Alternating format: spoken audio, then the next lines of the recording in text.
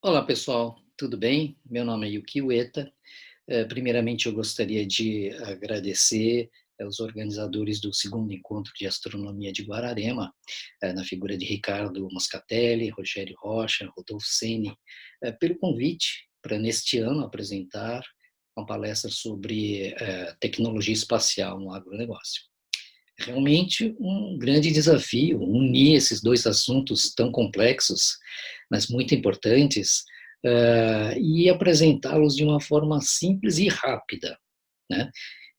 Provavelmente nesse momento devem estar assistindo essa apresentação pessoas de várias faixas etárias, formações e de interesses diversos. Então, nesse sentido, eu preparei uma apresentação bem de caráter bem geral, sem entrar em detalhes técnicos sobre o assunto. Bom, então deixa eu compartilhar com vocês aqui a apresentação, e ela vai ser, então, como eu falei, bem rápida, né? E a gente vai, então, percorrer por alguns assuntos de interesse aqui para nós. Então, eh, de cara, eu preparei uma tabela para vocês, que tem três colunas, né, onde a primeira coluna eu vou falar um pouco do período, da época, né, que vou retratar na segunda coluna, e mostrar assim, a estimativa da população mundial na terceira coluna. Então, essa história vai começar lá no Paleolítico, né, onde a sociedade se organizou de forma coletora e caçadora, né? Menos de 1 milhão de habitantes, e quando chega assim por volta de 8.000 antes de Cristo, tem-se então a outra forma que a sociedade se organiza, como agricultores e criadores. Veja que agricultores já está aparecendo aí, né? Primeira revolução agrícola, e esse já deu um salto para 5 milhões de habitantes. Então, vamos ver aqui, o Brasil foi descoberto na 1500, na época das grandes navegações, ali já tinham 450 milhões de habitantes. Há relatos que na China já tinham 150 milhões. Bom, por volta de 1800 vem a famosa Revolução Industrial, que também acompanha a segunda Revolução Agrícola, e já foi dado um salto para 1 bilhão. Bom, é, aí o que acontece no final da Segunda Guerra? Vai ser criada a ONU, que então imediatamente criou duas organizações muito importantes, que é a WMO, de meteorologia, e a FAO, que é da alimentação, né? Dos alimentos da ONU. Então, o que está acontecendo? Essas duas instituições, na realidade, elas já estavam sendo desenhadas e trabalhadas já no final do século XIX e início do século XX. Então, ali, olha, 2,4 bilhões de pessoas. Aí vem 1960, ali em plena Guerra Fria, né? A primeira vez que se cunhou o termo, né, agronegócio, e também teve a Revolução Verde, né, com os organismos GMO, né, em inglês, a sigla é organismos geneticamente modificados, e tem uma coisa que, sobre o ponto de vista espacial, para juntar com o agronegócio, temos esses satélites da série Stylus, né, que são satélites que foram feitos para meteorologia. Em 1957, só para lembrar, foi lançado o primeiro satélite, o Sputnik, né? Foi uma resposta da União Soviética ao desafio da ONU, do Ano Internacional Geofísico. Né? Bom, aí já estamos com 3 bilhões de habitantes, vem o Landsat, que é muito conhecido principalmente na agricultura, 1972, ali 3,5 bilhões. 95 já vem o GPS americano, né? Vou falar mais para frente dos sistemas de navegação, e já quase 6 bilhões de habitantes. E esse ano vocês puderam ver, né, uns meses atrás, o lançamento do foguete Falcon 9, que levou aquela cápsula Crew Dragon com dois astronautas americanos para a Estação Internacional Espacial. Isso aqui, só estou dando um relato sobre isso, é que, na verdade, isso já é mais ou menos o desejo, né, que a comunidade espacial tem de ir a Marte, primeiro a Lua, depois a Marte. Então, ali já vai ter também um problema de alimentação, né? Então, como é que vai prover essa alimentação em outro planeta, por exemplo? Então, isso daí é só para a gente pensar.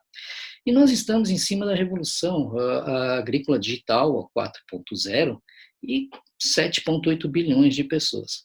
Por que eu coloquei essa coluna da direita? Porque uma coisa que a gente vai ver é que no alerta para o agronegócio, a primeira coisa que se fala é o aumento da população nos próximos anos. Então, há uma expectativa que até 2050 vamos ter 10 bilhões de habitantes, né, no planeta. Então, esse aumento da população ele também tem que vir junto com o aumento da produção de alimento. Tem a questão da fome, que está pegando hoje, mas é um problema muito grave para quem trabalha com segurança alimentar, uma coisa que tem que ser levada em conta. Mudanças climáticas no agronegócio apesar de no Brasil ser um tema bastante polêmico, né, mas não dá para não deixar de falar, né? E a falta d'água, ou seja, dentro desse cenário nós temos um grande desafio, que é fazer então a produção agrícola aumentar cerca de 70% até 2050. Então, o agronegócio tem que estar com isso em mente. Bom, dos relatos da FAO, eu separei alguns itens aqui, tem a Agenda 2030, né, da ONU, que tem os Objetivos de Desenvolvimento Sustentável, que são 17, né, o objetivo número 2 é o Fome Zero. Então, ali, o que está acontecendo? Quais são os desafios aí? Crescimento da população, que eu já falei, né, tem que vir com o aumento da produção de alimento, disponibilidade de recursos naturais, preocupação, a água e o solo, né? Porque se água e solo não tiverem bons, a produção agrícola já vai ficar comprometida, né? Bom, aquela questão da fome que eu coloquei no slide anterior, né? Aqui a gente tem a previsão, um número na estatística de 800 milhões, 800 milhões de pessoas ainda vivem com problemas, sofrem do problema da fome. E a urbanização é uma coisa interessante, porque as cidades elas estão crescendo e toda aquela lavoura que tinha ao redor da cidade está saindo, né? Então isso daí está implicando de uma forma bastante substancial na forma como está sendo produzido, né, esse alimento e como chega na nossa casa, como que nós consumimos isso, né? Bom, só que diante de todos esses problemas, o que é uma solução para a gente aumentar a produtividade no agronegócio? Através da tecnologia. Tecnologia e inovações digitais, como nós vamos ver mais para frente. O que é tecnologia no campo? Tecnologia no campo, a gente ouve falar assim, em várias áreas, não só no campo, né, mas internet das coisas, sensores de monitoramento, os drones, os robôs, os tratores que trabalham 24 horas sem parar, né, a geração de dados que o mundo, né, está gerando através do mundo digital, né, isso está dentro do contexto do Big Data e assim por diante. Os satélites, qual que é a dica aqui? Os satélites, eles também eles estão permeando por todos esses, de um mais, outros menos, a forma como você pode, através dos satélites, contribuir com essas tecnologias também, né? E no campo, né? Bom, agora, o que é a importância da atividade espacial? Se a gente olhar, isso é uma ilustração, né? O pré-1957 se refere ao período anterior ao lançamento do Sputnik, né? Que foi em 1957. De lá para cá, as coisas, assim, o espaço, os negócios, né, aumentaram muito, né?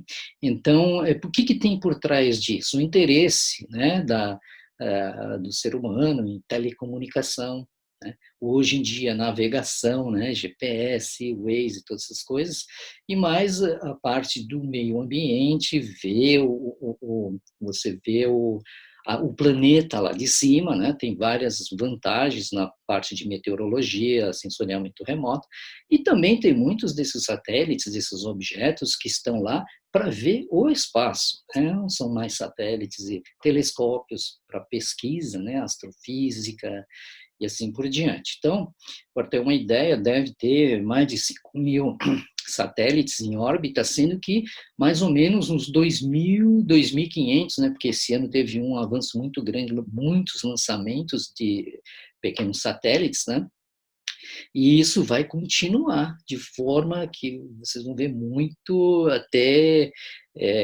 temerária, né? Tem tem uma área da espacial que trata muito de uma questão que é o lixo espacial que está se formando.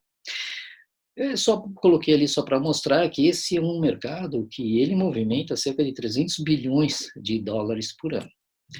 Bom, mas o que é o satélite? O satélite ele é um veículo só que ele vai onde que ele caminha, onde ele anda, no espaço. O espaço que eu digo é acima da linha de Kármán, que é de 100 quilômetros. Obviamente, os satélites que vão nos interessar, eles estão de 200 para cima, né?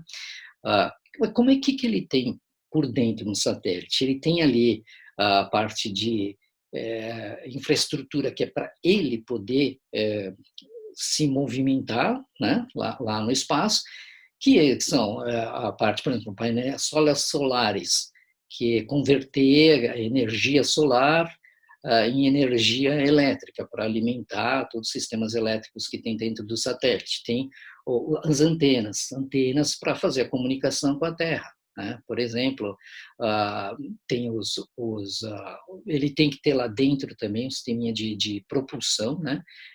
Combustível, que ele tem que fazer manobras também lá. Né? Tem a parte térmica, um cérebro, né, do satélite, não está nessa ilustração, mas seria um computador de bordo, né, que vai, então, dividir todas as tarefas dentro do satélite. E tem outros que não vale a pena falar agora, mas o que, para efeitos dessa palestra, o mais importante são as cargas úteis. Então, nós vamos falar de câmeras, né, imageadores, o próprio sistema do GPS, é isso que vai interessar para a nossa apresentação. Vou escolher 4 tipos de satélites para falar para vocês, como que eles ajudam no agronegócio, que é o sensoriamento remoto, meteorológico, telecomunicação e navegação. Bom, de cara a gente vai ver assim, onde que eles estão, quais são as órbitas deles, né? Então, nessa figura azul, à direita, acima, tem 3 tipos de órbitas. A órbita 1 é uma órbita geoestacionária. Esse satélite, ele está a gente chama de uma órbita alta, né? Ele está a 36 mil quilômetros de altitude, né? E ele vai estar sempre assim, girando na linha do Equador, com a mesma velocidade de rotação da Terra, ou seja, ele está sempre olhando o mesmo ponto, sei lá, o mesmo país, vai, vamos dizer assim, para ficar mais fácil para vocês entenderem. Então, por exemplo, se esse satélite número 1 que está aqui está olhando o Brasil, do outro lado teria que ter outro satélite semelhante para olhar a Ásia, o Japão, a China, assim por diante. Telecomunicação, aí eu estou pensando em telefonia, televisão, rádio, comunicação de dados, né? Essas coisas. Esse tipo dessa órbita também serve não só para telecomunicação, mas também para satélites meteorológicos, que eles estão vendo sempre ali, a mesma região, o mesmo país, né? A órbita número 2, ela é chamada Sol síncrona. É muito importante, né, porque o satélite nessa órbita ele não passa do polo norte no polo sul, como é a órbita 3, que é uma órbita polar, mas a Sol síncrona é interessante porque ela, em sincronia com o Sol, para a gente falar assim, de uma forma bem simples, ele passa numa determinada cidade sempre no mesmo horário. Ou seja, se você vai fazer uma comparação de imagens de satélites, né, esses já são mais utilizados para o sensoriamento remoto, por exemplo, essas imagens de satélites elas podem ser comparadas, porque você pode ter semanalmente, mensalmente, anualmente, e você sempre vai ter uma imagem naquele mesmo horário. tá? Então, fica mais fácil fazer essa comparação. Esses satélites 2 e 3 eles estão numa órbita que a gente chama baixa, enquanto o GPS e outros sistemas de navegação global, né, eles estão numa órbita que a gente chama média, né, da ordem ali de 20 mil quilômetros. O 2 e o 3 estão ali entre 700 mil quilômetros, mais ou menos, e os GPS é 20 mil quilômetros, é a órbita média, né? É o MEO, que seria uma tradução para a órbita média aí em relação à Terra, né? Bom, esse caso do GPS, ele tem 6 planos, porque eles têm que distribuir 32 satélites ali, né? Que é o previsto. Então, cada anelzinho colorido desse aí tem uma série de satélites que fazem essa mesma volta. Bom, primeiro, então, satélite de sensoriamento remoto, né? Ali tem vários que vocês já ouviram falar, tem o lado direito, mais ou menos na parte média, tem o CIBERS, que é o satélite sino-brasileiro, né? O Brasil fez uma cooperação com a China, isso veio desde 1988, já foram lançados 6 satélites, o que está em órbita hoje chama CIBERS 4A. Outros satélites importantes que vocês veem embaixo, o Landsat, é um satélite muito famoso para quem trabalha com sensoriamento remoto. Hoje nós estamos com o Landsat 8 em operação, né? Agora, tem uma coisa interessante, eu vou falar daquele satélite Grace mais para frente, mas tem satélites que têm sensores que chamam sensores ativos, que, por exemplo, por radar.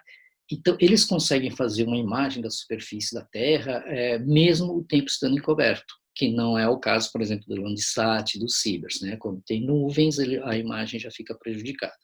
Bom, essa aqui é uma imagem do Brasil, isso é um mosaico, né? O CIBERS 2, lá em 2005, 2007, essa daqui, eles fizeram um mosaico com um total de 1.063 imagens, né, que ele foi passando no Brasil nesse período, eles conseguiram, então por isso que eu falei daquela importância do mesmo horário e tal, né? Região verde ali está a floresta e outra região mais também clara já são mais cidades, dá para ver contornos do rio com uma outra coloração, né? E assim por diante. Esse aqui é lá na Austrália, é o satélite Sentinel-2 do programa Copérnicos da Europa, né? E mesma coisa, os especialistas em sensoriamento remoto, eles conseguem, através das diferenças de cores que já estão nessa imagem, inferir se a região ou a lavoura está saudável, se tem áreas que estão mais secas, que precisam ser irrigadas, né? E pontos mais escuros ali, em geral, representam pontos de água, inundação, coisa do tipo, né? Só para vocês terem uma ideia. Você pode também usar satélite de sensoramento remoto, por exemplo, eles podem dar informações para a gente da temperatura da água do oceano, da topografia, né, dos nutrientes, todos esses parâmetros são importantes, né? Isso aí no mundo digital você consegue gerar aquela imagem à direita, né? São duas mesma região, mas a da direita ela já está trabalhada ali no sentido que tem perto da costa ali, né, nos Estados Unidos, aquelas regiões em vermelho. Aquelas regiões em vermelho, elas são regiões que estão ricas em clorofila. Nessa região, o peixe gosta. Então, a indústria pesqueira sabe que ali é um bom ponto, né? Bom, aí vai. Esse é o Grace Follow On. Na verdade, não é um satélite, são 2, né? Então, eles estão numa distância conhecida deles, né? E o que acontece, por exemplo, quando eles estão sobrevoando superfícies idênticas, essa distância é idêntica. Por exemplo, quando ele passa do oceano para o continente, o da frente ele vai ter uma desaceleração, então a distância diminui. E essa distância só vai voltar a ser como era projetada, né, quando o outro também chega no continente, porque ele também vai atrasar um pouco. Então, essa diferença do distanciamento dos satélites, ele tem, lógico que, não vou entrar em detalhes, mas você pode inferir coisas do tipo medida da gravidade e também localização de pontos de água que tem no nosso planeta, né? Isso é muito importante para a gente, então, saber qual é a quantidade de água que nós temos. Bom, Aqui nós temos 2 satélites do Brasil, Cibers, como eu falei, cooperação com a China, no lado esquerdo, foi lançado em dezembro agora, né, e de 2019, e é um satélite de mais ou menos 2 toneladas, e ele está uma altitude de 628 quilômetros. Já o Amazônia é um satélite um pouco menor, e ele tem a 630 quilos e está um pouquinho mais alto, né? 752 vai estar, né? Porque ele vai ser lançado no primeiro semestre do ano que vem. Bom, essa aqui é uma imagem do Cibers 4. Então, você pode ver ali do lado esquerdo, nós temos a câmera MUX, né? A parte de cima, essa imagem mais verde, ela tem a parte horizontal 30 quilômetros e a parte vertical 20 quilômetros. Isso dá para ver com a câmera MUX, que é uma câmera com resolução de 16 metros. E embaixo já parece, sim, é uma área onde na horizontal vocês veem 20 quilômetros e na vertical tem 11, né? Isso aqui é na China. Então, você vê que dá para ver detalhes de plantação, lavoura. Agora, do outro lado é a câmera WPM, que é uma câmera chinesa, ela, na banda pancromática, ela tem uma resolução de 2 metros, e nas multiespectrais 8. Então, você consegue ver mais detalhes ainda da superfície da Terra, como é que está isso? É uma cidade lá na província do Tibete. Bom, na agricultura também existem constelações de satélites, ou seja, como eu falei, aqueles satélites mencionados, esse aqui passa a ser uma outra categoria chamada nanosatélite, porque veja, ele está com uma massa de 12 quilos, comparada com o Cibers, que tem quase 2 toneladas, né? Sem contar os de telecomunicações, que já tem 8, mais ou menos 8 toneladas, né? Então diminuiu muito o tamanho, e o tamanho aí que eu vou falar para vocês é de uma caixa de sapato, né? O volume. Só que ele está carregando sensores muito interessantes, né, tanto o multiespectral quanto o hiperespectral, com uma resolução espacial de 3 metros. Né? Então, você pode ver não só agricultura, né, você pode ver clima, petróleo, gás, mineração e assim por diante. Existe também a ideia do sensor hiperespectral poder enxergar coisas, por exemplo, na planta que o sensor multiespectral não detecta. Né? Então, isso pode se dar assim alertas para o agricultor e de combater alguma coisa que ele demoraria muito tempo para perceber que estava acontecendo na lavoura dele. Bom, os satélites meteorológicos. Então, como eu falei, aliás, são ali praticamente 2 tipos de órbita, né? Tem a órbita geoestacionária, a órbita polar, né? Vários satélites de vários países, né? O mais famoso acho que é o satélite GOES aqui no Brasil, né? Enfim, só que o sistema global de observação para a previsão do tempo ele é muito mais complexo. Tem lá os satélites que estão lá em cima, né, que previsão do tempo para a agricultura é importantíssimo, né? Então, mas eles também têm ajudas de boias no oceano, tem balões, né? Radar meteorológico, para a gente saber se vai ter por exemplo, uma chuva em 2 horas, né? Isso é muito importante para o agricultor tomar a decisão de vou irrigar a área ou vou passar o defensivo, mas e se chover? Vai perder tudo. Então, essas informações de previsão do tempo são muito importantes.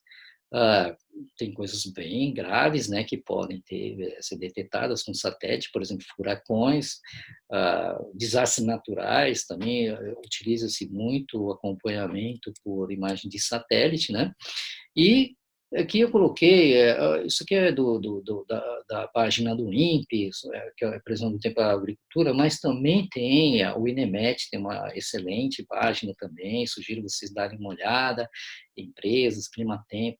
O Brasil tem muita gente competente na área de meteorologia, informações mais precisas, eles têm todo esse conhecimento, tá? Também na página do INPE, e aqui, como eu falei, aquela previsão mais rápida, mais imediata, né, principalmente com radar, tem um aplicativo que está disponível, né, para vocês, SOS Chuva, foi desenvolvido o INPE em parceria com outras instituições. Terceiro, satélite de telecomunicação. Então, tem aquele cinturão na órbita alta, 36 mil quilômetros de distância, e vários. Esse foi o grande negócio, né, desde a década de 60 para cá. Televisão, telefonia, rádio, e esse cinturão está super populado, né?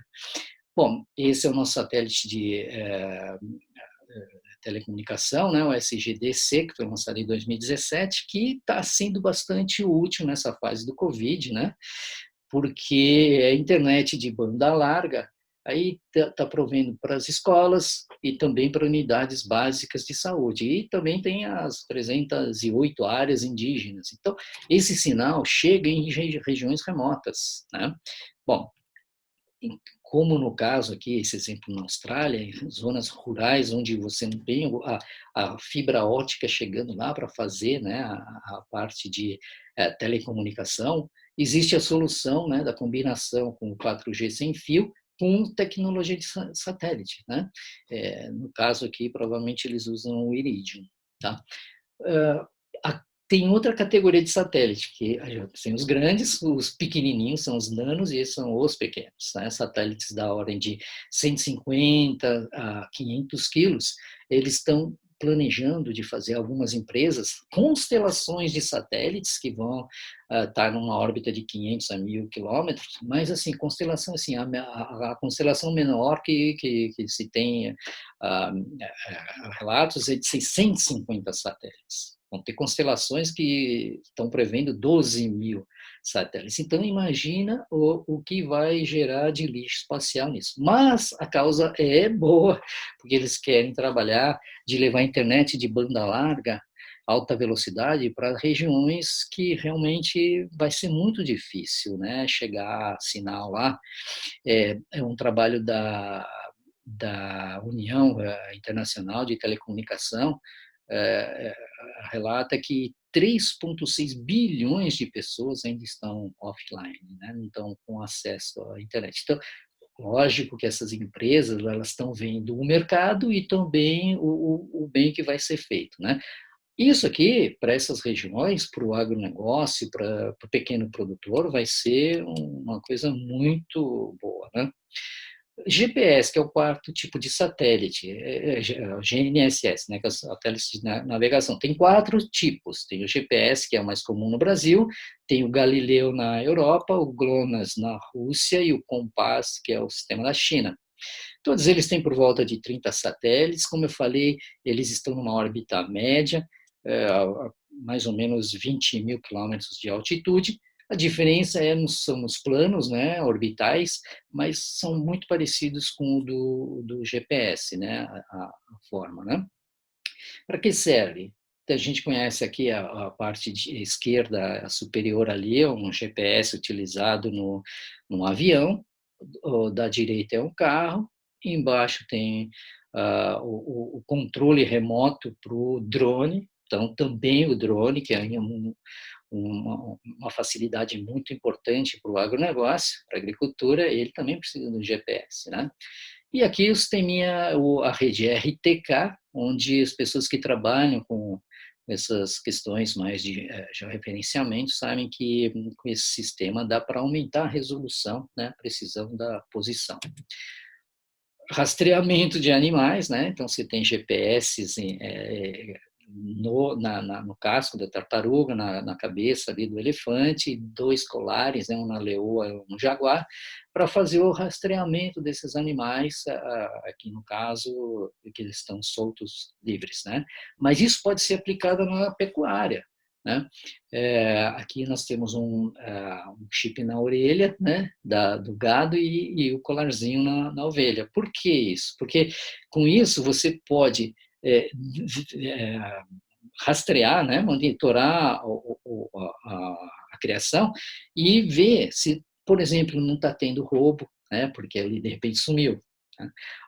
Se tem doença, como? Doença cria, porque aí o movimento vai ficar mais prejudicado, né? Vai ficar mais assim, opa, então e esse daí que você vai ter que ir lá ver o que está acontecendo. né? Então, isso daí está sendo muito utilizado também. Agricultura de precisão, né? Agricultura de precisão precisa de sensoriamento remoto, o GPS, que pode ser um daqueles 4, e os telecomunicação para fazer comunicação entre máquina a máquina, trator com trator, assim, etc. Mas ali, o que acontece? Na agricultura de precisão, é muito importante você ter a sua imagem de como está a sua plantação, a sua, né, lavoura, e através dessas imagens, né, de sensoriamento remoto, pela cores, né, que os especialistas em sensoriamento remoto, hoje em dia você pode fazer um curso, né, o fazendeiro, o pessoal que trabalha, professores, alunos, né, para saber tratar como é que trabalha com essas imagens de sensoriamento remoto. Aqui no caso, o amarelo seriam pontos onde a cultura está infestada, o vermelho cultura saudável, o preto e pontinhos pretos ali de inundação, e o marrom onde teve pesticidas, tá? Então, muito importante. Por exemplo, se você vê que tem um ponto que está mais seco, mais árido, você precisa irrigar ali. Então, não precisa irrigar a plantação toda, é localizado. Você tendo esse mapa, você economiza tempo, dinheiro e água. Bom, tomadas de decisão estão sendo ajudadas pelo satélite. Duas coisas, conectividade e digitalização ao mundo de hoje. Então, 90% a pesquisa do Sebrae, 90% tem a conectividade, mas 60% só está usando o celular para o negócio, né? E a digitalização, ela está sendo importante também. Você vê que tudo isso aí, o sinal do satélite já está dentro de muitas delas. Ajuda tanto antes da porteira, na porteira e depois da porteira. Então, por exemplo, antes da porteira, você vai pedir um seguro, financiamento. A empresa, ela vai querer ter acesso às imagens de satélite de um certo tempo para cá, para ver como é que você trabalha com a sua propriedade, né? Então, você viu, das imagens de satélite, isso daí está tudo arquivado. Ele pode buscar e fazer uma série temporal de como que você tratou. Bom, então, a gente tem que estar preparado nessa área, porque problemas vão aparecer todo dia, você tem que ter conectividade, digitalização, a melhorar a sua gestão.